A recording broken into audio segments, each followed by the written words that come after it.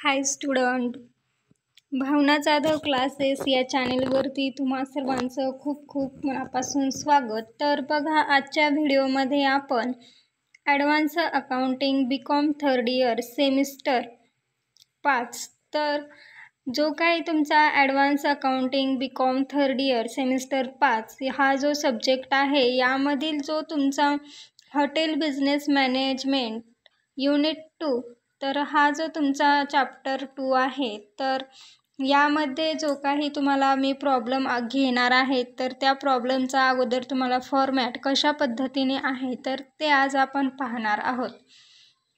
तर बघा, आपण फक्त हॉटेल बिझनेस मॅनेजमेंटचे प्रॉब्लेम अँड आन्सर पाहणार आहोत आणि तसेच बघा, हा फॉर्मॅट झाल्यानंतर नेक्स्ट व्हिडिओमध्ये आपण प्रॉब्लेम आणि आन्सर हे दोन्ही बघणार आहोत।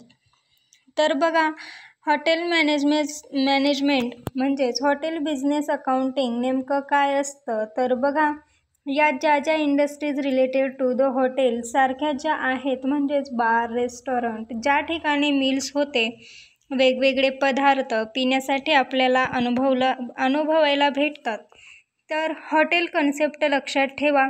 हॉटेलमध्ये ज्या यूज होणारे मटेरियल्स आहेत ते आपल्याला या ठिकाणी फायनल अकाउंट तयार करताना म्हणजेच बघा, तुम्हाला लक्षात आलं असेल की आपण खूपदा हॉटेलमध्ये जेवण करण्यासाठी जात असतो, ओके।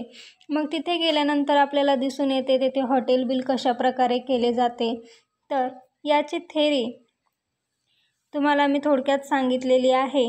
तर नेक्स्ट व्हिडिओमध्ये आपण प्रॉब्लेम कशा पद्धतीने विचारले जातात, या फॉर्मॅटनुसार आपण प्रॉब्लेम कसे सोडवायचे, तर ते आपण नेक्स्ट व्हिडिओमध्ये पाहणार आहोत।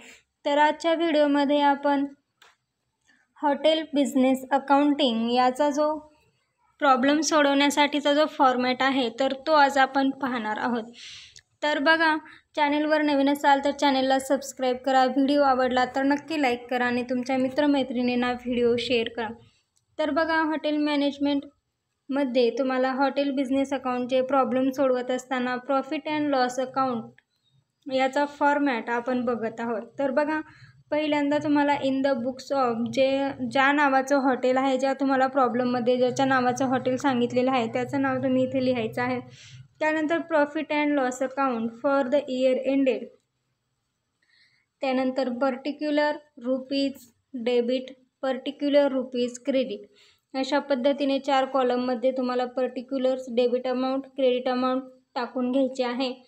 त्यानंतर बघा, इथे स्टार्टिंगला टू मटेरियल यूज्ड, तर प्रॉफिट अँड लॉसमध्ये आपल्याला मटेरियल यूज्ड हे काढायचे आहे। म्हणजेच मटेरियल यूज्ड, बघा, मटेरियल यूज्ड याचा एक फॉर्म्युला आहे, तो तुम्हाला लक्षात ठेवायचा आहे।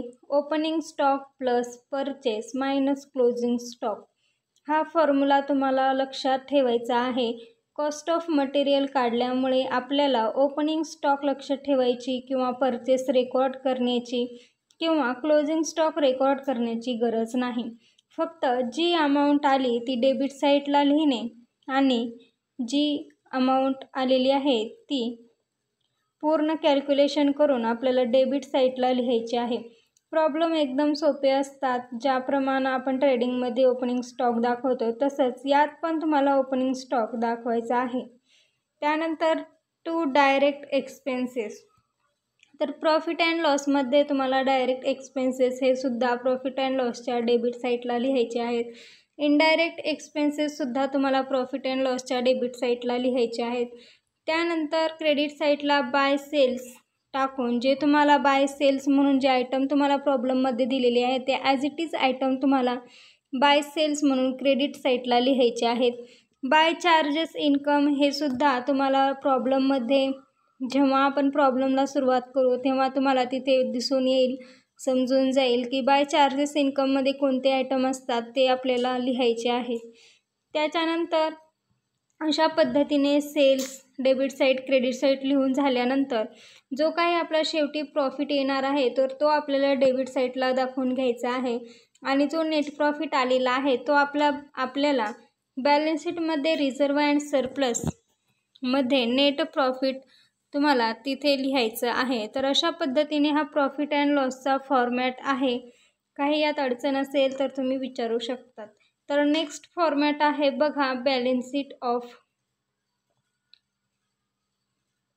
तर बॅलन्स शीट जे आहे तर बॅलन्स शीटचा फॉर्मॅट आपण बघत आहोत. जर प्रॉफिट अँड लॉसचा फॉर्मॅट समजला नसेल तर व्हिडिओ डबल पाहू शकतात किंवा याचा स्क्रीनशॉटसुद्धा काढून घेऊ शकतात. तसेच आपण वारंवार प्रॉब्लेम जेव्हा घेत असतो तेव्हासुद्धा तुम्हाला लक्षात येऊन जाईल की यामध्ये नेमकं कोणते आयटम कुठे ॲड करायचे ते तुम्हाला लक्षात येईल.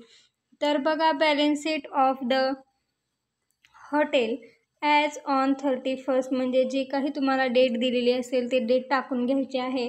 त्यानंतर बॅलन्स शीटमध्ये 4 कॉलम करायचे आहे. तुम्हाला बॅलन्स शीटला डेबिट किंवा क्रेडिट साईड नसतात, तर बॅलन्स शीटला लायबिलिटी आणि असेट साईड असतात. तर लायबिलिटीचा एक कॉलम करायचा आहे, त्यानंतर अमाऊंट, असेटचा एक कॉलम करायचा आहे, त्यानंतर अमाऊंटचा एक कॉलम करायचा आहे. तर बघा लायबिलिटीमध्ये कोणते कोणते आयटम येणार. तर बघा कोणते आयटम कुठे लिहिणार आहात. तर बघा लायबिलिटीमध्ये सर्वात प्रथम शेअर कॅपिटल, जे तुम्हाला प्रॉब्लेममध्ये शेअर कॅपिटल दिलेले आहे ॲज इट इज तुम्हाला इथे लिहून घ्यायचं आहे. त्याच्यानंतर रिझर्व्ह अँड सरप्लस. तर रिझर्व्ह अँड सरप्लसमध्ये तुम्हाला जो प्रॉफिट अँड लॉस आहे तुमचं, म्हणजे जे नेट प्रॉफिट आलेलं आहे ते तुम्हाला इथे लिहून घ्यायचं आहे. आपण प्रॉब्लेम पाहत असताना ते कशा पद्धतीने लिहायचं आहे तर ते आपण अभ्यासणार आहोत. तर बघा तिसरं आहे सेक्युअर्ड लोन. सेक्युअर्ड लोनसुद्धा तुम्हाला लायबिलिटीमध्येच लिहायचं आहे. त्यानंतर अनसेक्युअर्ड लोन हे सुद्धा तुमचं लायबिलिटीज आहे. करंट लायबिलिटीजमध्ये जे तुमच्या करंट लायबिलिटीज आहेत तर त्या लायबिलिटीज तुम्हाला इथे लिहायच्या आहेत. प्रोव्हिजन्समध्ये तुम्हाला जो काही तुमच्या प्रॉफिटमधील डिव्हिडंड असेल तर तो तुम्हाला डिव्हिडंड इथे लिहून घ्यायचा आहे. त्यानंतर लायबिलिटी साईडला हे पूर्ण झाल्यानंतर असेट साईडला बघा पहिल्यांदा येईल फिक्स्ड असेट म्हणजे ज्या तुमच्या व्यवसायातील फिक्स्ड असेट आहे तर त्या तुम्हाला इथे फिक्स असेटमध्ये लिहून घ्यायचे आहे. त्यानंतर सेकंड आहे इन्व्हेस्टमेंट. तर तुम्ही इन्व्हेस्टमेंट कुठे केलेली आहे ते बँक वगैरे, तर बँक तुम्हाला इथे लिहून घ्यायचं आहे. तिसरं आहे लोन अँड ॲडव्हान्स. इथे तुम्हाला लोन अँड ॲडव्हान्समध्ये जे आयटम येतील तर ते लिहायचे आहेत. करंट असेटमध्ये तुम्हाला करंट असेट घ्यायचे आहेत. शेवटचा आहे 5वा मिसलेनियस एक्सपेंडिचर. जे असेटमध्ये तुम्हाला मिसलेनियस एक्सपेंडिचर लिहायचे आहेत. अशा पद्धतीने हा तुमचा बॅलन्स शीटचा फॉर्मॅट आहे. हा तुम्हाला शेवटपर्यंत लक्षात ठेवायचा आहे आणि ह्याच फॉर्मॅटनुसार तुम्हाला प्रॅक्टिकल जे तुम्हाला क्वेश्चन आहे त्याचा आन्सर सोडवताना तुम्हाला हाच फॉर्मॅट यूज करायचा आहे. जर या फॉर्मॅटमध्ये काही समजलं नसेल तर तुम्ही कमेंट करून विचारू शकतात. हा फॉर्मॅट मी टेलिग्राम चॅनेलवरती अपलोड केलेला आहे, तर त्याची लिंक मी डिस्क्रिप्शन बॉक्समध्ये दिलेली आहे.